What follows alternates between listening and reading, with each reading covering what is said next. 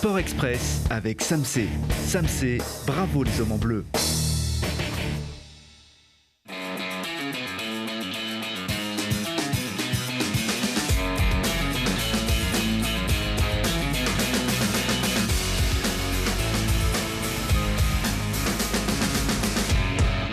Bienvenue à tous. Tout ce qu'il faut retenir des aventures de nos athlètes dans les bons et les mauvais moments, c'est ici comme chaque lundi. Et si chaque lundi depuis le mois de janvier, on a la banane en parlant des brûleurs de loups, les traits sont crispés après une entrée décevante des hockeyeurs grenoblois dans leur série de demi-finale à Bordeaux. Et on pouvait s'y attendre si les brûleurs se sont qualifiés haut la main en 4 matchs face à Amiens. Bordeaux s'est qualifié in extremis mercredi dernier en prolongation du 7e et dernier match contre Marseille. Forcément 2 jours plus tard, dans leur patinoire encore brûlante de supporters, cette équipe pleine de rythme a gardé son moral à bloc. Grenoble a été pris au piège et s'est incliné 2 fois. Les Boxers ont gagné le premier match 3-2 et le second 3-1 avec un but dans la cage vide pour conclure ces 2 premiers matchs finalement assez serrés dans lesquels les Grenoblois clairement n'ont pas exprimé leur potentiel.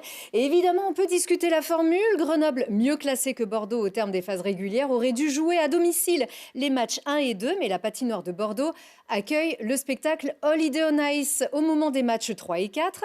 Les clubs se sont mis d'accord pour inverser le début de série. Les Brûleurs vont donc recevoir les matchs 3 et 4 ainsi que les matchs 4 et 5 si la série se poursuit.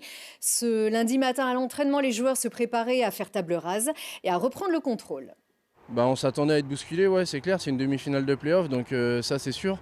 Après, être mené 2-0 dans cette série, c'est sûr que c'est dommage parce qu'on aurait pu remporter les matchs largement même, mais voilà, ça ne nous a pas souri. Donc c'est comme ça, maintenant il faut rester confiant.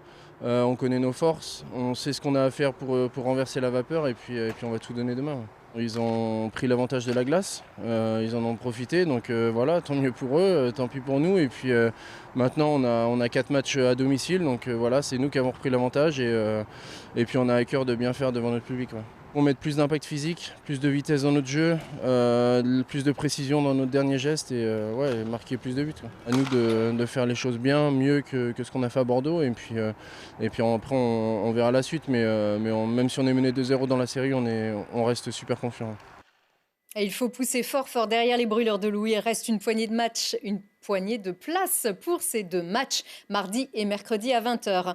Leurs homologues à roulettes poursuivent, eux, les phases régulières du championnat élite. Et après quelques déceptions, la confiance est de retour. Les Yetis remportent un 3e succès consécutif, cette fois en déplacement à Anglette. Victoire 4-3. Les Yetis sont 4e du championnat élite. Et on rappelle que l'équipe féminine a remporté la première Coupe de France de son histoire la semaine dernière. C'est l'occasion pour nous d'aller les rencontrer à l'entraînement et de vous présenter la démarche de ce club, de cette ligue et de ces femmes qui pratiquent un sport qui colle encore à la peau des hommes, dans les esprits du grand public évidemment. De plus en plus de jeunes, parfois très jeunes filles, se passionnent pour ce sport qui est aussi fait pour elles. La preuve avec Mirko Pesci.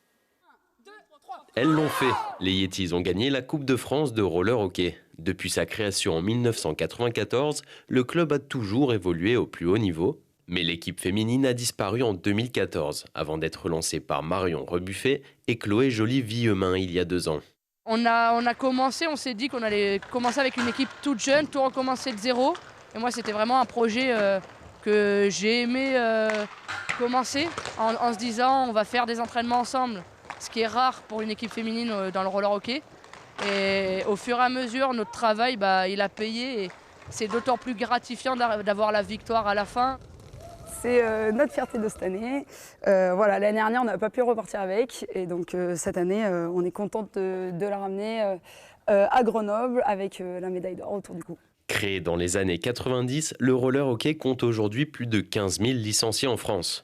La discipline se joue à 4 contre 4 avec un gardien. Mais ce sport a une particularité.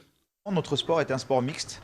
Il y a juste une exception qui est la catégorie féminine, qui elle n'est pas mixte et qui est réservée exclusivement aux féminines. Sinon, toutes les autres catégories, élites comprises, c'est un sport mixte. On évolue toutes avec les garçons dans nos catégories, U17, U20 seniors.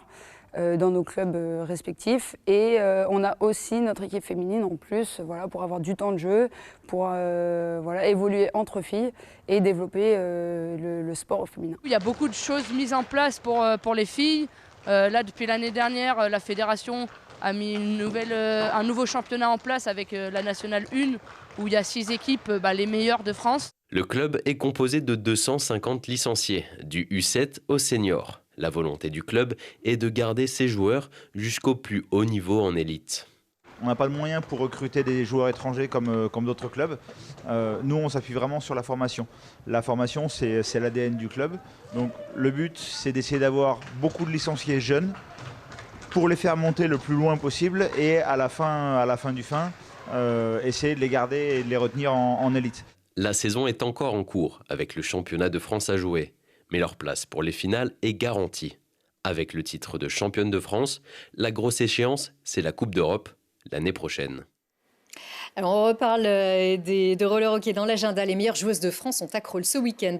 Les meilleurs patineurs du monde étaient eux au Canada. Et parmi eux, les Villardiens Loïcia de Mougio et Théo Lemercier qui prennent la 11e place du classement général en danse sur glace. Ils ont même battu leur record personnel en danse rythmique. Et surtout, ils gagnent 3 places dans la hiérarchie de la danse sur glace mondiale. Ils étaient 14e l'an dernier. Et puis Maurice Magnifica a terminé à la 66e place. La Birkebeinerrennet, l'une des courses imprononçables du circuit longue distance. Le fondeur de Saint-Nizier, qui a tout connu avec l'équipe de France, a clos le dernier chapitre de son aventure en Coupe du Monde. Là encore, Mirko Pesci a voulu en savoir plus avec lui sur le plateau du Vercors. Spécialiste du 15 km et vice-champion du monde à Falun en 2015, Maurice Magnifica dit au revoir à sa longue carrière en équipe de France. Depuis ses débuts aux Jeux Olympiques de Vancouver en 2010, il a connu les hauts et les bas des grandes compétitions, accumulant 20 ans d'expérience au sein de l'équipe nationale. Ça fait 20 ans d'équipe de France, c'est plus de la moitié de ma vie. J'ai 37 ans, je vais avoir bientôt 38. Donc c'est forcément, ça fait forcément bizarre de devoir tourner la page. Je suis vraiment heureux d'avoir connu finalement et d'avoir contribué à cette équipe et arriver à aujourd'hui ce qu'est cette équipe de France qui est une équipe dense, forte. Cette équipe de France, il l'a portée jusqu'au podium du relais des Jeux Olympiques de Sotchi en 2014. Le début d'une longue série de médailles de bronze aux plus grandes compétitions mondiales. Son objectif aujourd'hui, trouver une équipe privée et commencer les épreuves de très longue distance. J'ai encore un physique qui tient la route, donc j'ai envie de continuer dans cette voie professionnelle, quand même continuer le ski. J'ai envie d'explorer un peu ces grandes courses. Et en tout cas, voilà, c'est vraiment une grande inconnue. Et pour ces nouveaux objectifs, le domaine de Gèvres dans le Vercors reste un bon lieu pour s'entraîner. Donc là, ouais, je suis sur Gèvres pour préparer le 50 km d'Oslo dans un premier temps. J'alterne pas mal, je fais pas mal de poussées quand même, de poussées simultanées. Je fais quand même du classique parce que le 50 d'Oslo, il y a quand même presque 2000 mètres de dénivelé au total. On espère que d'ici la fin de saison, les conditions resteront bonnes sur Gèvres. La saison se termine avec les courses du circuit ski classique au mois d'avril. Et pour en savoir encore plus, on retrouve Maurice Magnifica ce mercredi sur le plateau de Si on parlait. Et puis, en bref, les basketteuses de la Tranche-Mélan se rassurent au terme de l'avant-dernier match de la saison régulière. Le BCTM a battu Toulouse à domicile samedi 81-70. Elles sont 6e de Ligue 2 féminine. À ne pas rater cette semaine, les Brûleurs de Loup, donc en demi-finale de Ligue Magnus. Mardi et mercredi, les Grenoblois jouent les matchs 3 et 4 de la série qui les opposent à Bordeaux, vainqueur des 2 premiers matchs. Si Grenoble revient à 2-1, un 5e match se jouerait samedi à 20h à Pôle Sud. Revoilà le FCG Rugby au Stade des Alpes, bien reposé après leur exploit chez le leader à Vannes. Les joueurs sont impatients de recevoir Soyaux en Angoulême, 14e de Pro D2. Vendredi à 19h30, Grenoble est 8e, tout est encore possible pour les playoffs. Quant au GF38, il espère mettre enfin un terme à sa descente infernale depuis début février. Il faudra battre Guingamp 6e de Ligue 2, samedi à 19h30 au Stade des Alpes. Le GF38 est 10e de Ligue 2. Et puis les meilleures roller hockeyeuses de juniors de toute la France sont à Crolles samedi et dimanche. Le club des Harfans organise la Coupe des Ligues féminines U17 de roller hockey au gymnase Guy Bollès avec un All-Star Game samedi soir à 21h. Les meilleures joueuses seniors, dont une bonne partie de l'équipe de France, seront là. Et puis ce lundi soir, notre confrère Hugo Galatiotto présente sa dernière émission déblayage de l'histoire de LSD, le sport dauphinois. Ce sera en direct sur son site. Le sport dauphinois qui va quitter le paysage médiatique isérois.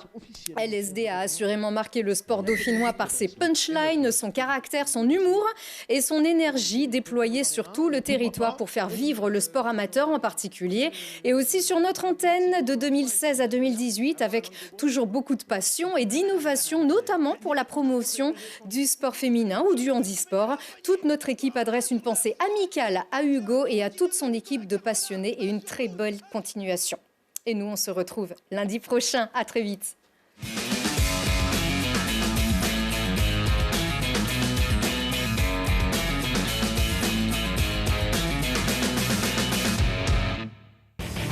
Sport Express avec Samsé.